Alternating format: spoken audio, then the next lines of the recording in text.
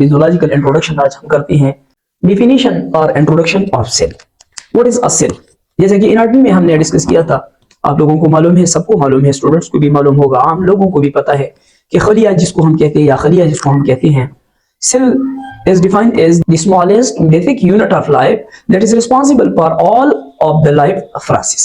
ये सेल का शुरू पहले ही हमने डिस्कस किया था, smallest basic unit of life, जिंदगी का छोटा और बुनियादी इकाई है, यूनिट है, that is responsible for all of the life process. ये इंसान की जिंदगी या ह्यूमन बॉडी का जो लाइफ है, इसमें जो प्रोसेस होती है, इंसान की जिस्म में जो प्रोसेस होती है जिंदगी गुजारने के लिए, इस सब का जो रिस्पॉन्सिबल यूनिट है, रिस्पॉन्सिबिलिटी जो है वो सेल पर है। The term cell was first observed and identified by an English physician Robert Hooke in the year 1665। 1665 में रॉबर्ट हुक, एक इंग्लिश फिजिशियन, ने इस सेल को आइडेंटिफाई भी किया और इसको ऑब्जर्व भी किया। इसके साथ ही there were many theories developed for a cell. Cell के बारे में मुख्तलिफ थ्योरीज भी डेवलप हो गई हैं। इसके साथ ही लेटर इन द ईयर 1839 दो साइंटिस्ट थे, श्वान एंड श्लेडन, इसने जो है एक बुनियादी प्रिंसिपल सेल की जो है ये प्रोवाइड की। टाइप्स ऑफ सेल जो है, डिफरेंट टाइप्स ऑफ सेल होते हैं, लेकिन सम सेल जो है वो प्रोकैरियोटिक होते हैं। एक होते हैं प्रोकैरियोटिक जो है, इसमें स्पेसिफिक न्यूक्लियस, यानी एक सेल है, इसके अंदर जो है एक स्पेसिफिक न्यूक्लियस मौजूद है, तो इसको हम क्या कहते हैं? यूकैरियोटिक सेल, इसको हम कहते हैं यूकैरियोटिक सेल।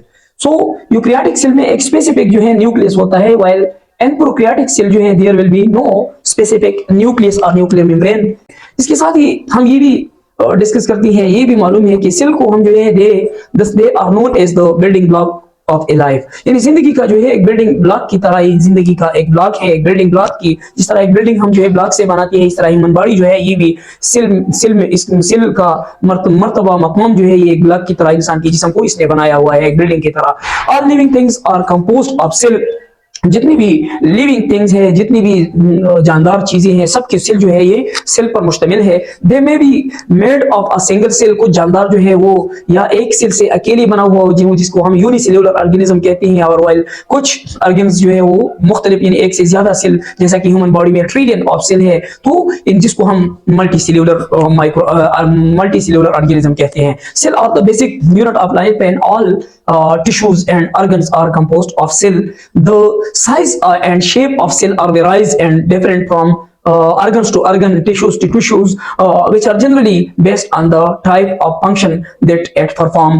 सेल की जो साइज और शेप है ये मुख्तलिफ होती है। इसकी साइज जो है ये किस चीज पर डिपेंड करती है? एक सेल यानी एक टिश्यूज की बनावट पर, एक ऑर्गन की बनावट पर, और इस तरह ये डिपेंड करती है एक फंक्शन की बुनियाद पर कि एक ऑर्गन में सेल की फंक्शन जो है ज्यादा है, कम है, तो इस पर ये डिपेंड करते हैं। और cell generally varies in their shape, ये शक्ल में जो है एक जैसी नहीं होती, सारी सेल जो है शक्ल में एक जैसी नहीं होती। इसके साथ ही A few cell are spherical, यानी कुछ सेल उस तरह होते हैं, स्पेरिकल होते हैं, कुछ जो है रॉड शेप होते हैं, कुछ सेल जो है ये प्लेट होते हैं, कुछ सेल जो है कनकेव शेप होते हैं, जैसा कि हमारी आरबीसी रेड ब्लड सेल है, कुछ रेक्टेंगुलर के होती हैं, कुछ ओवल शेप होती हैं, बेजवी तरह होती है। पार्ट्स ऑफ सेल, सेल की जो पार्ट्स है वो चार बड़ी पार्ट्स है। सबसे बड़ा पार्ट्स जो है उसको हम कहते हैं प्लाज्मा मेम्ब्रेन और सेल मेम्ब्रेन, इसको हम कहती हैं प्लाज्मा मेम्ब्रेन और सेल मेम्ब्रेन, इसको या प्लाज्मा लेमा भी इसको हम कहते हैं। ये दूसरा पार्ट जो सेल का है उसको हम कहते हैं साइटोप्लाज्म।